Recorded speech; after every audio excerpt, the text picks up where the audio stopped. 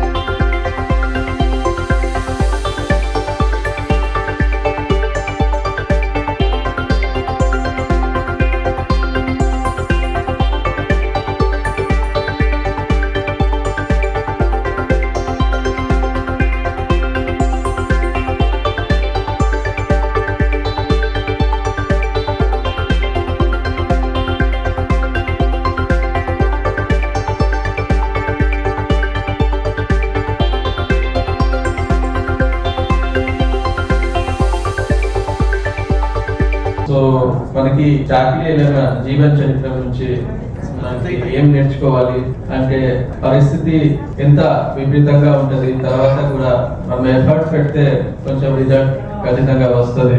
So ఆ టైంకి ఉన్న బీయింగ్ లేడీ అది కూడా ఆ టైంకి సోషల్ స్టేటస్ లో చాలా కిందకి ఉన్న లేడీ నుంచి ఒక పోరాటం చేసేసి రైతుల హక్కు గురించి మిగతా అధికారుల గురించి ఫైట్ చేసిన తర్వాత సేమ్ గా తెలంగాణ మూవ్మెంట్ లో రెప్లికేట్ అయ్యి తెలంగాణ వచ్చిన తర్వాత ఆ ఇచ్చిన సందేశాలు ఆ ఇచ్చిన పోరాటం నుంచి మనం ఏమైనా నేర్చుకుంటున్నాము. దానికి మన లైఫ్ లో మన ఆఫీషియల్ యాక్టివిటీలో కుల సంఘాల వాళ్ళు రెగ్యులర్ యాక్టివిటీలో దానికి ఇంప్లిమెంట్ చేస్తే మన వచ్చిన తెలంగాణకి ఇంకా అభివృద్ధి ఎక్కువ జరుగుతుంది.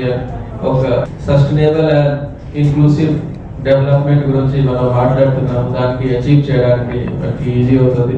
సో ఐ హోప్ చాకలి ఐలమ్మ గారికి జీవన చరిత్ర నుంచి మనం అందరు దానికి ఫాలో చేసేసి మన లైఫ్ లో ఒక మన రాష్ట్రం కోసం మనతోటి ఎంత వరకు పాసిబుల్ అయితే ఖచ్చితంగా మంచి కంట్రిబ్యూషన్ చేస్తాము.